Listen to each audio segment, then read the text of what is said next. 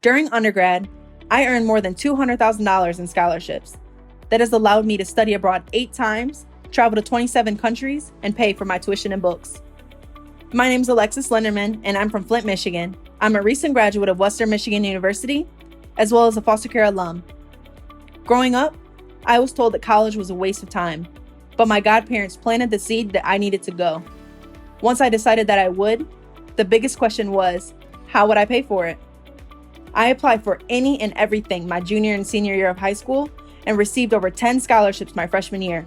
From years of trial and error, I've developed techniques to assist students to be successful in their college career, starting from before they decide on which college to attend to after they graduate. That's why in 2016, I founded The Scholarship Expert, a guide structured to help students graduate debt-free. We are offering step-by-step courses to help students feel empowered, yet informed, to make decisions that will impact their future.